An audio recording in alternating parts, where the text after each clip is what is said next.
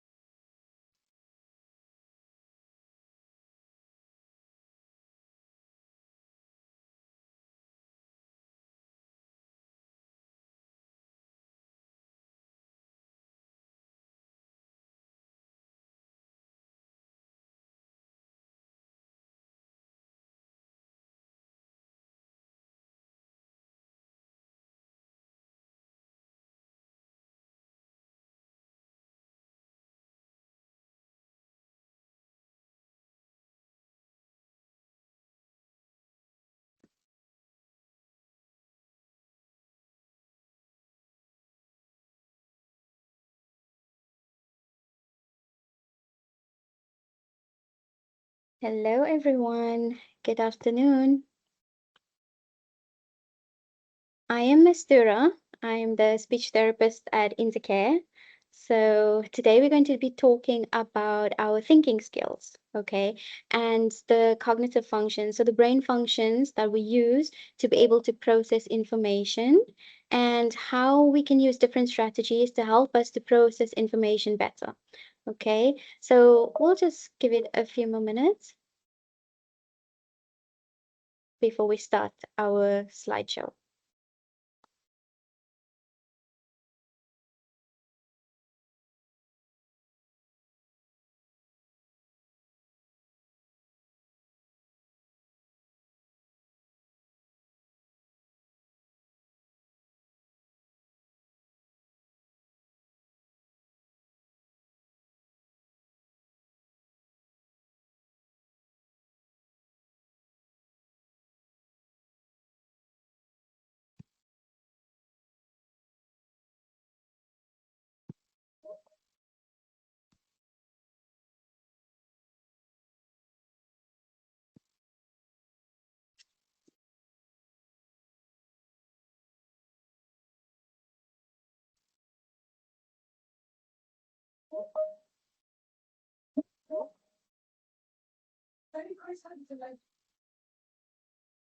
Okay, so today's topic is supporting strong thinking skills with regards to our working memory and executive functioning.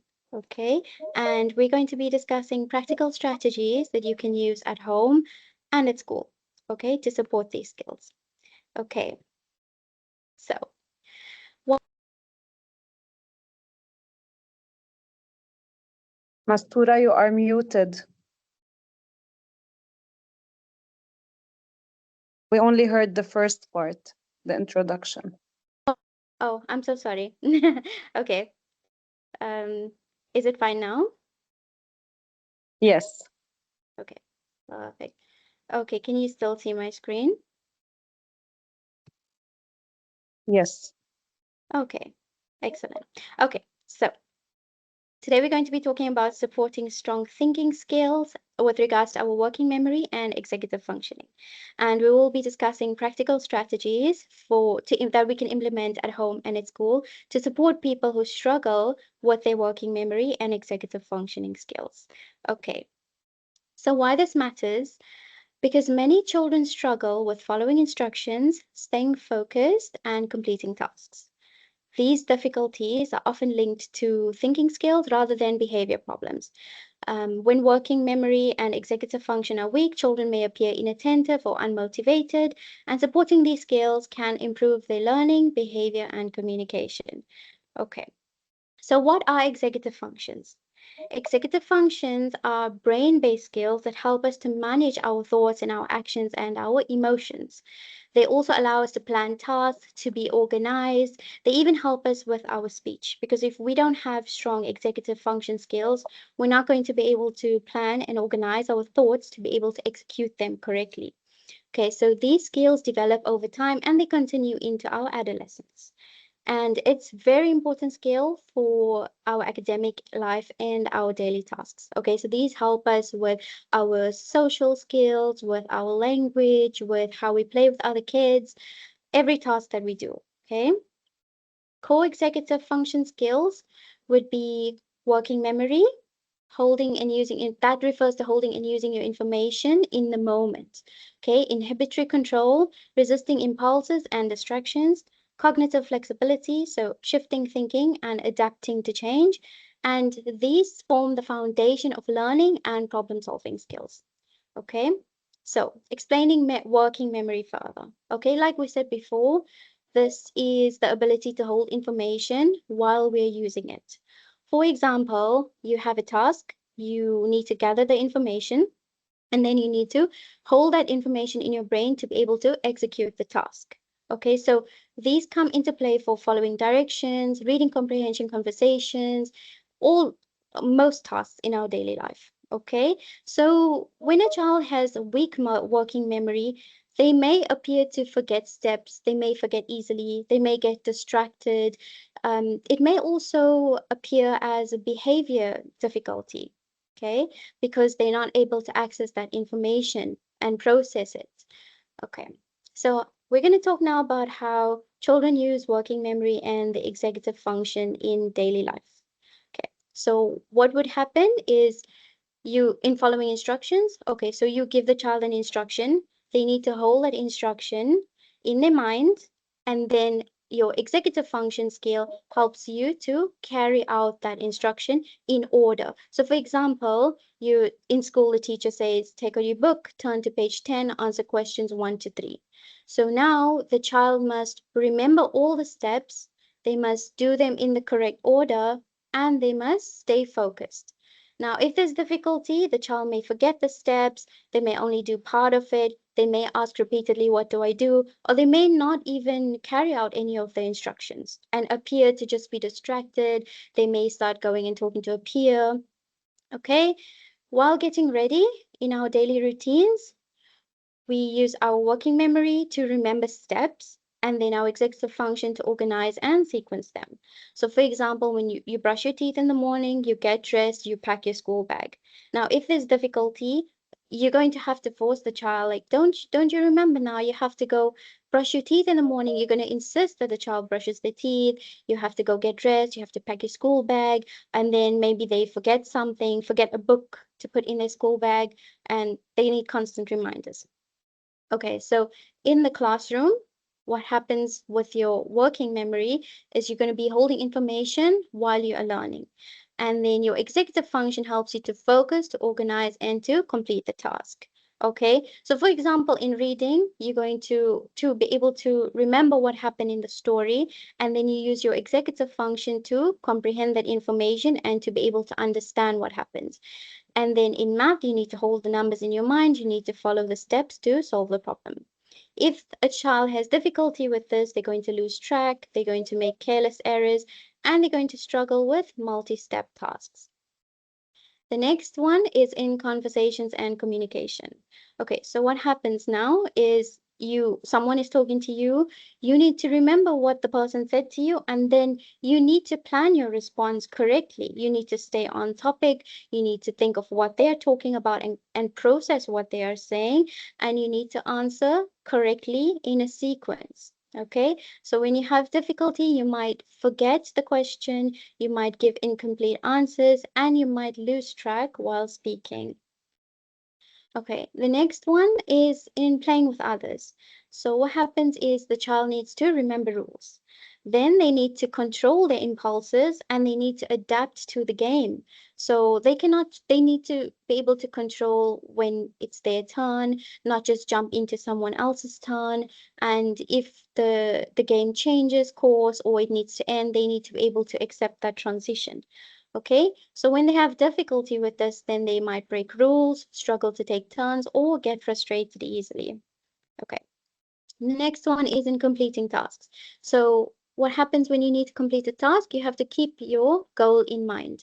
Okay, and then you have to stay on the task, you have to complete it. Okay, so for example, when you have homework, you start the task, you stay focused, and then you complete it. But if you have difficulty, you will get distracted in between.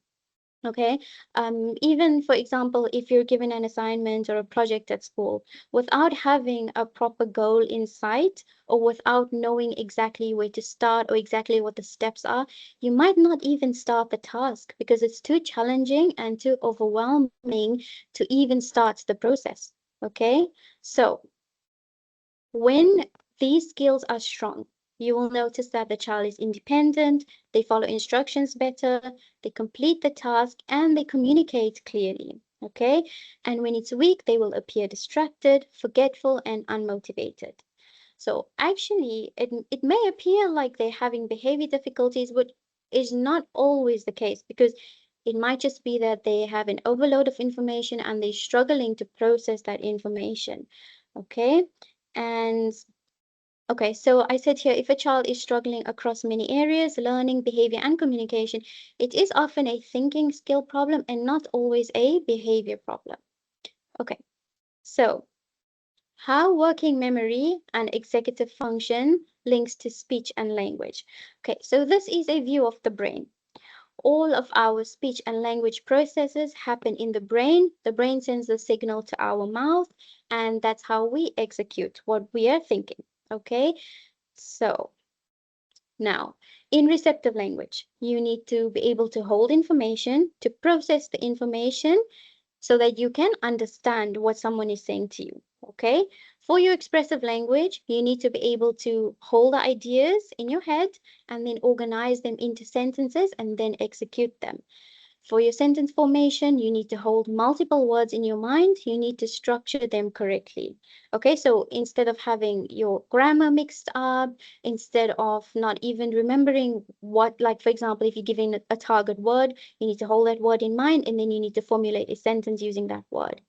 For following conversations, you need to remember what the other person said and you need to be able to stay on topic and plan your response. Okay, for your storytelling and narrative skills, you need to be able to remember events and organize them and sequence them. Okay, for answering questions, you need to be able to hold the question in your mind and process and formulate the answer. Okay, and for speech clarity and fluency, because you need to be able to process how to say something and then execute it correctly. Okay, and sometimes you find a breakdown in the ability to execute a word correctly because maybe you have not processed it. Okay, so your brain needs to send the signal to your mouth and say it correctly, but first you need to organize that in your brain, and that's using your executive functioning skills. Okay, so many speech and language difficulties are actually thinking and processing difficulties. And in speech therapy, we support understanding instructions, organizing thoughts, sequencing language, and holding ideas in your mind.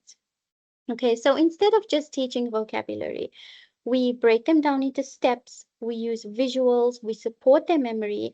And if a child cannot hold and organize their thoughts, they cannot express them clearly. So that is how we're going to support them in speech therapy. And today I will give you some strategies that you can use at home and at school to support children with difficulties. Okay, so when your working memory and executive functioning is strong, you will have better understanding, you will have clearer speech, and you will have more organized language.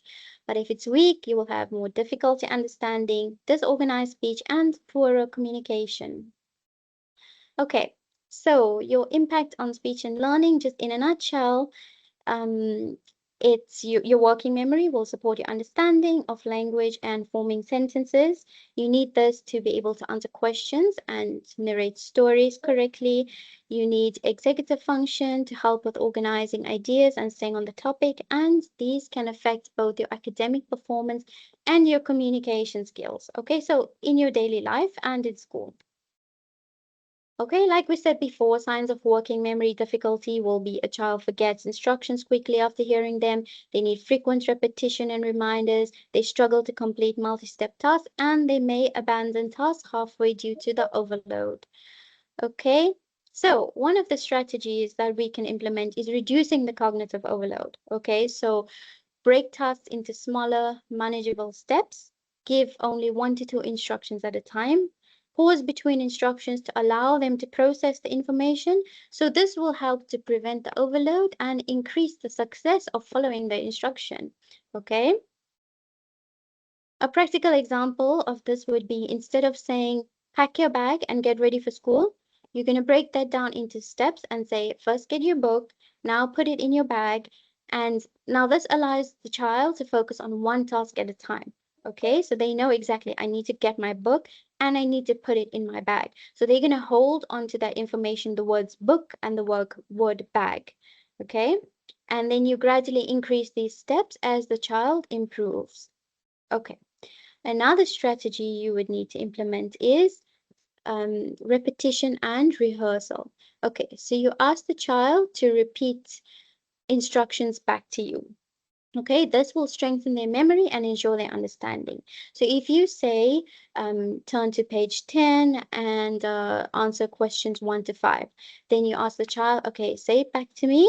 Then they will say, which page do you need to turn to? And they'll say page 10. Which questions you need to answer? Answer questions 1 to 5, okay? And encourage verbal rehearsal as well. So encourage them to say it in your head. Try to imagine a picture of what I asked you to do, okay? This strengthens their memory, okay? And you can practice these consistently in daily routines, okay? Another important strategy is visual supports. So you can use checklists, schedules, and visual reminders. A lot of the time, you will find yourself also doing this without realizing that it's supporting you. I mean, we use calendars for everything, we use checklists for most things, okay? And sometimes we might put a picture up of something to remind ourselves what we need to do. Okay, so the visuals will reduce the reliance on the memory alone and provides a clear reference that the child can return to. And this is helpful in both the classroom and a home setting. This is an example of a visual schedule. Okay, so you have your morning and your evening, and then the child knows clearly and in order what exactly they're going to do. Sometimes they may insist on doing something. For example, I want to eat my snack, okay, or I want to have my juice, and they will insist on it. So if you give them a visual to show them, look, right now we have, let's say, math lesson. And then after that, we have your playtime. After that is your snack time. So they understand I am going to get to that. It does not mean it's not going to happen just because they're telling me no right now. Sometimes, especially in children with autism, it can be difficult to understand an abstract time concept. So it's difficult to understand when someone tells you you can have it later. But when it's shown to you visually, you will understand that, okay, it's not the end of the world. I am going to get it. I just have to finish these two things and then I'm going to get that. Okay. This is just another visual example of a visual schedule for the home. Okay. And very basic, put pictures that they can understand, and you can add basic words to it, not full sentences. Don't make it long and overwhelming. Okay. Okay, how visual supports can improve understanding on recall. Okay, so if I gave you a list of words, apple, chair, bottle, dog, book, window, pencil, shoe, butterfly. Okay, but now I give you this visual sentence. Firstly, before you look at this slide, can you remember all of the words that I told you before this? Probably not. You would recall some of them, but probably not all of them. Okay, but if I show you this picture now, you have a visual sequence. Okay, you have the butterfly, you have the cereal, you have they buying food from a store. Okay, now when you go to the next slide, can you remember what you saw in the previous slide? Okay, you most likely can remember that there was something about a butterfly. Okay, there was something about someone ordering food. Okay, so you can remember that. So in the first activity, you had to rely only on your working memory. So when I say a list of words to you, you just have your memory, your working memory. And if that's weak, how are you going to remember all of the words that I just told you? But in the second activity, I gave you visual support, I gave you structure, so it was organized in a sequence, and you associated meaning to it. So you know, okay, you remember you saw butterfly at the end of the first one. So probably like you can associate that it was a caterpillar turning into a butterfly. Okay, so you can associate meaning with it. It's not just a vague, random picture. Okay, so the child did not change, the support changed. So we cannot aim to just change a child. We have to change the way in which we support them. We have to support their unique abilities as well. Okay, and not just see everything as a problem on their end. Okay, the next one is the next strategy is chunking. Okay, so breaking information into smaller groups or chunks. Okay, for example, you split long instructions into smaller parts, and this makes information easier to process and remember, and it's commonly used in teaching numbers, spelling, and tasks. Okay, so if you look at this number and you try to remember it, 492817563, but if you look at it like this, 492817563. Okay, so your brain can handle smaller groups of information better than just one long string of information. And you can also associate this with, for example, fingers. Okay, so you know it was 3 parts, 492817563. Okay, you might even remember this without looking already, just because your brain is processing it better. Okay, as opposed to just 492817563.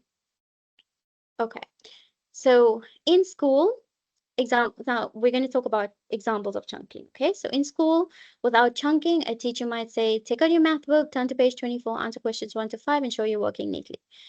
The child might forget halfway, they don't complete the task, they start talking to friends, they're distracted.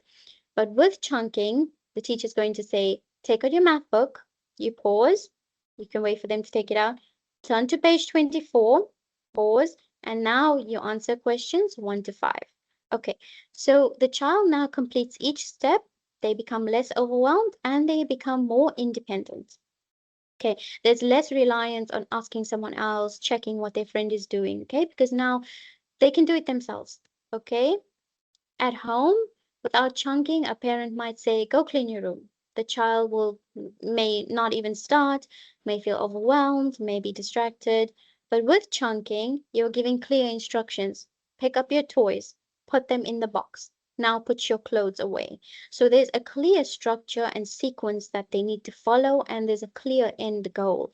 Okay, so the task will feel doable and they will succeed step by step. So it doesn't feel like a complete failure to them. They have succeeded in first picking up my toys, okay, and I put them into the box and I put the clothes away. You can also reduce the cognitive overload by reducing the number of words that you use. So for example, pick up toys, put in box, clothes away. Okay, so just reducing the number of words reduces the number of information overload, and that's why they may feel less overwhelmed. Okay.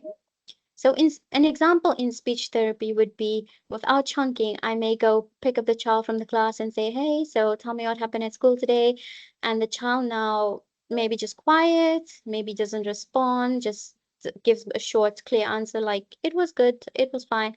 Okay, but with chunking now, I'm giving them a sequence and more options. So what did you do first when you got to your class today? Then what happened? Who were you with? What did you eat for lunch? Okay, so giving them a clear meaning and understanding and a sequence of how to answer. Okay, instead of leaving it just open-ended.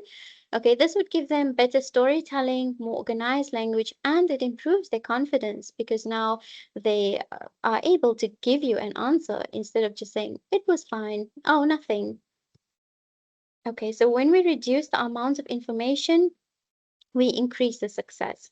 So chunking, as I said, means breaking big tasks into small steps so that your child's brain doesn't get overwhelmed with information. Okay, another strategy is to, to teach thinking skills. So to encourage children to think about their thinking. So asking questions like, what is your plan? Or what should you do next? So for example, you're doing a project in school, okay? You sit with them. So what is your plan? What are you planning on doing next? What do you think is better? Do you think you should do it in this way or in this way? So you're getting them now to try and plan it also in their head and think about the next steps and to sequence it. Okay, additionally, you can ask them to write it down or draw a sketch, or even if they have a project that they have to do physically or a task that they have to do physically, you can encourage them to write down the steps, okay, before they even start. So they have a clear idea of where they're going. Okay, this builds self-awareness and independence, and it will help them to learn problem-solving skills. Okay, the next one is routines. Okay, so it's important to establish consistent daily routines because this reduces the need to remember multiple steps. Okay, and they create predictability and structure, and children perform better when expectations are clear. They know exactly what is required of them for the day. Okay, so this basically means doing the same steps in the same order every day. And why these help is because it reduces the amount of information that a child needs to remember. The task becomes automatic rather than a sequence of events or a sequence of tasks that they need to perform. Okay, and it takes the pressure off the working memory because now it's automatic. So they're just going to perform it anyway. Okay, and routines. Okay, instead of remembering the steps, the child will learn the pattern, so the routine becomes the memory. And how does this help executive function? Okay, by planning, the child knows what to do next. Organization, so the steps are structured. Task initiation and task completion. So there's a clear endpoint. Okay, it reduces the need to think, and the more predictable the task is, the less memory is needed. And it builds independence. And when things happen the same way every day, your child does not need to remember what to do, they just know. Okay, another strategy is movement and play. So using games like Simon Says to build attention and control, incorporating movement into learning activities. Play-based learning strengthens memory and engagement, and movement supports brain development and regulation. So if you think about it, every time we execute an action, so every time I move my hand or I take a step, there's information going from my brain. My brain is activated. The information is now going to my muscle to make the movement. So obviously, when you're moving, your brain is then going to be more active as opposed to not moving. Okay. So why movement and play helps is because it wakes up the brain and it makes the learning stick. And what's happening in the brain is it increases attention and alertness. Play improves motivation and engagement, and they both support your working memory, self-control, and your flexible thinking. Okay, so children do learn skills best when they are active and not just sitting and getting a whole load of information and you have to try and process that. I mean, the activity, like movement, is also going to help you to remember the steps because now you've done it. So you have muscle memory and you have a visual also of what you did. So you would be able to remember that task better the next time. Okay, so some school-based examples would be Simon Says. This is a classic one, but it's a really good one. So the teacher gives the instructions. You say Simon says touch your head, Simon says clap twice, and then you say jump. Okay, so you're targeting their working memory. They have to remember the rule, the inhibition, so they don't act impulsively, and the attention, so they have to listen really carefully. Okay, so now this means they must hold the instruction in their mind, they must control their response, and they must stay focused. Okay, the next one is your movement sequences. So you give a sequence, you say clap, jump, spin, and then you can increase the number of tasks you give them. So clap, jump, spin, sit. Okay, so just adding on, building onto that. Okay, the skills that would be targeted here is your working memory because you have to remember the sequencing, and task completion. So you first start small and then you gradually increase the steps. Okay. And then another activity is follow the path. So create a path, step on red, jump on blue, hop on green. Okay, clear and organized. Okay, that uses their working memory, planning, and attention. Okay, the next one is some home-based examples. Okay, so some action-based chores, instead of saying go clean your room, you can turn that into a game. So you can say find 5 red toys and put them away, and then jump to your laundry and put it in the basket.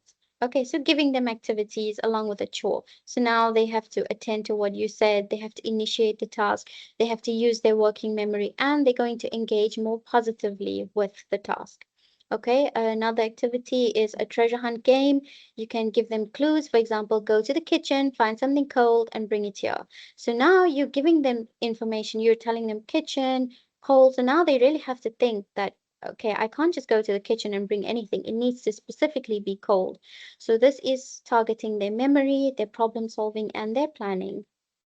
Okay, and movement and instructions. So you could say touch your head, then your knees, then spin.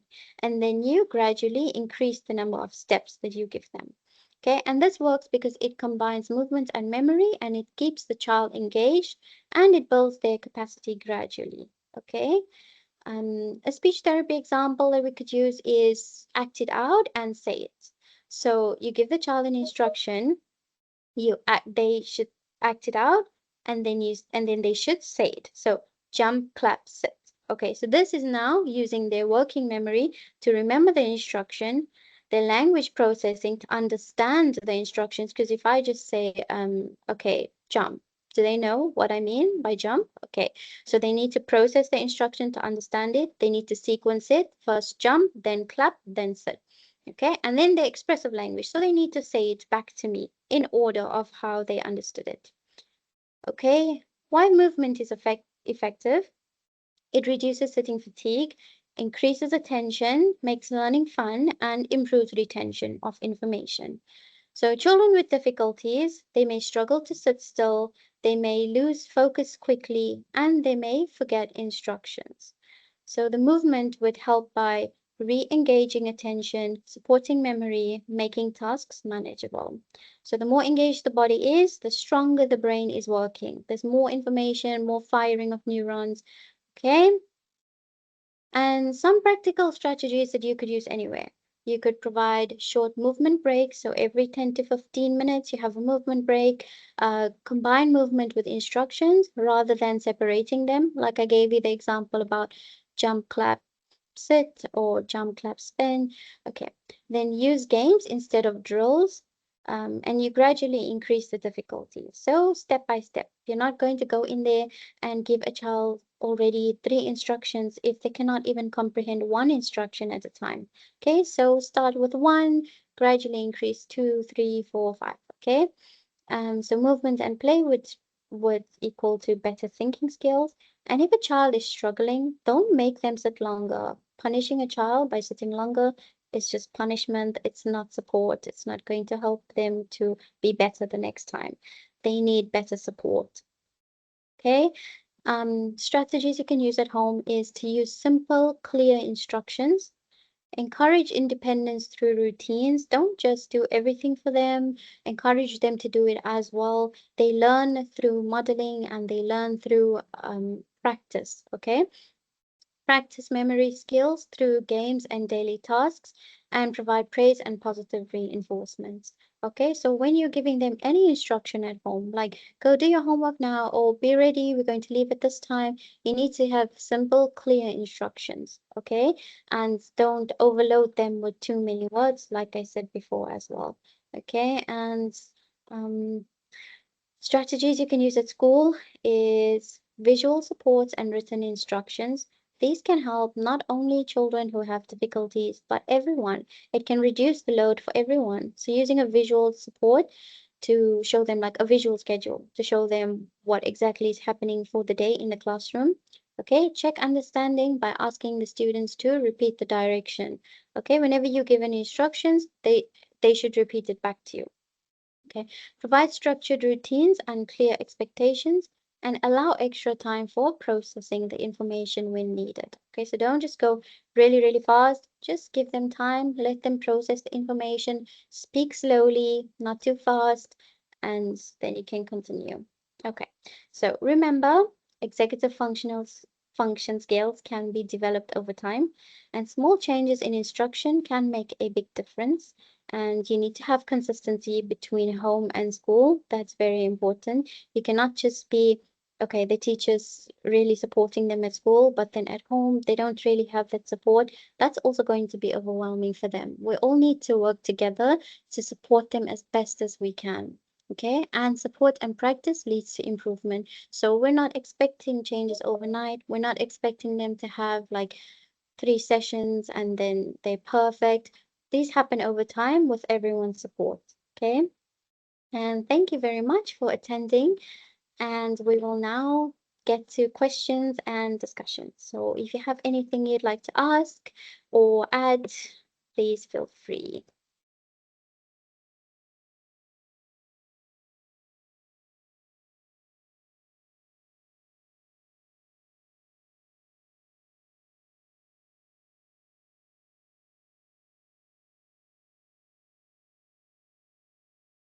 Does anyone have any questions or any thoughts to add, or even some activities or ideas that could help or that you have experience with that have helped other people that we can all share with each other?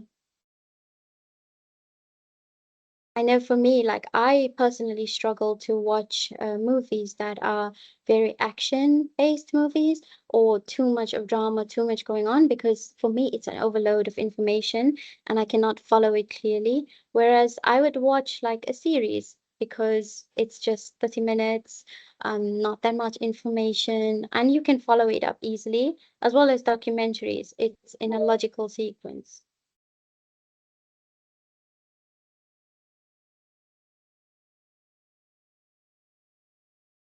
With G and T, uh, You mean like to be able to say the sound?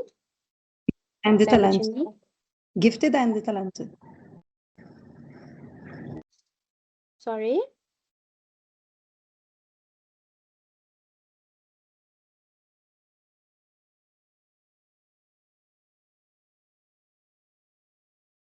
Do you want sorry, just Hiba, did you want ideas for G and T? As gifted and talent. Ah, okay, okay. Okay, so in language class, okay, so you mean strategies to help them in the language in the classroom? Okay, well, mostly you could use the chunking strategy, which is really helpful, like I said before, as well as routines, okay, and allow them to also express themselves. Give them the opportunity to express themselves. So follow their lead. You don't always have to take control of the session. You can follow their lead as well. So allow them to find a topic of interest. For example, if you have a child that is obsessed with a specific topic, for example, shapes, okay, they may love shapes and everything they want to do may be about shapes. You can use shapes to just transition into another topic using shapes. For example, okay, you love shapes, so let's draw the shapes. Okay, we draw the shapes. Then let's give the shapes a happy face or angry face or a sad face or excited face. Now you draw faces in the shapes. Okay, now we can talk about what makes me happy, what makes you happy, what makes me sad. You can take turns in discussing that. So already just from the topic of shapes, you're now answering questions about feelings and you're expressing your feelings as well. So you can always just model the information and then encourage the child to transition to new interests and not just focus on a simple interest all the time. Um, I'm just going to go through the questions. Okay. You want to ask if you follow certain checklists or guidance to identify executive function difficulties. Okay, so usually, so I'm a speech and language therapist, and we do a comprehensive assessment that assesses the child's receptive language, expressive language, and cognitive linguistic skills. Okay, so within cognitive linguistic skills is your executive functioning, your working memory, your auditory processing. Okay, so within this, we will have an idea of a child that is struggling. They may be struggling overall, but we will get information in our comprehensive assessment about the different parts, so different sections that a child may have more difficulty with that would affect their overall speech and language communication skills. So we do many different structured and non-structured assessments. We could do, for example, in an informal assessment, okay, we will do different tasks that specifically test your memory and see how the child performs in that task. Or we'll give them a series of instructions and see how well they're able to understand the instructions in order. Or I will be able to tell from the way a child gives me a narrative. So, for example, I ask them about their weekends and how much they tell me about their weekends and what sequence they follow to tell me about their weekend. I will get an idea of their executive functioning and working memory from just that simple task. Okay. And usually another thing is some guidance, like I said as well in the slides, that you might notice that they have language difficulties, communication, behavior, getting distracted easily in the class, a lack of motivation, a lack of the ability to understand rules in a game. They don't take turns, they just like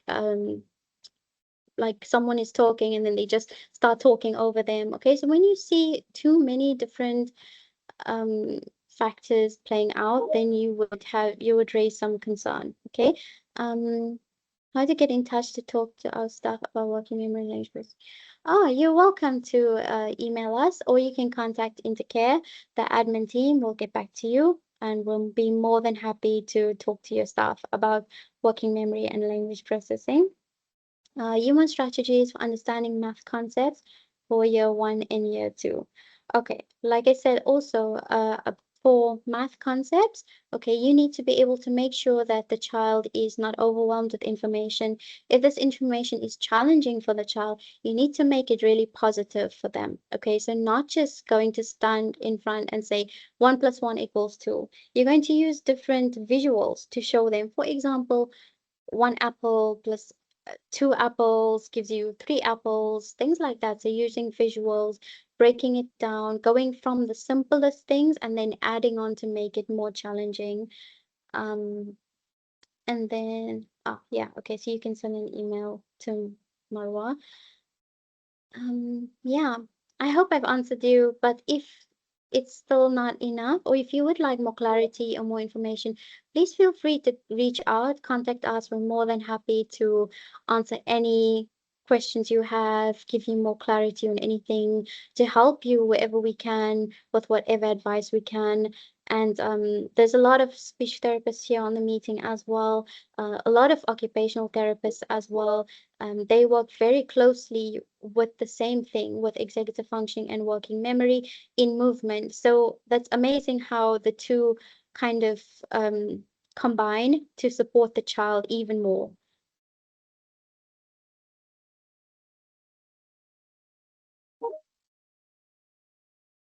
Thank you everyone for your time. I appreciate you being here, and I hope that you all have a good evening. Yeah, it's always a pleasure.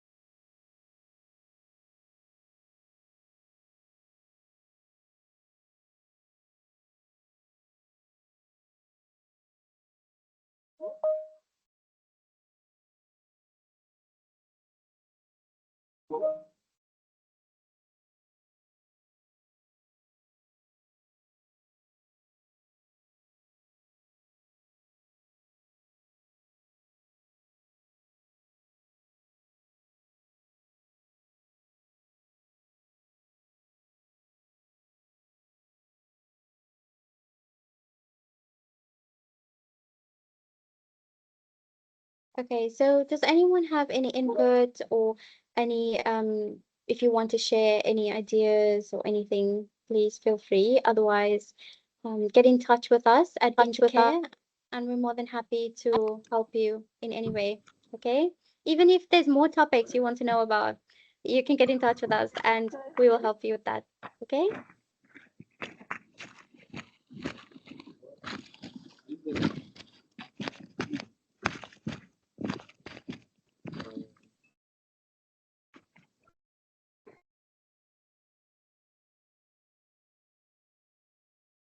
Thanks, everyone. Have a good evening.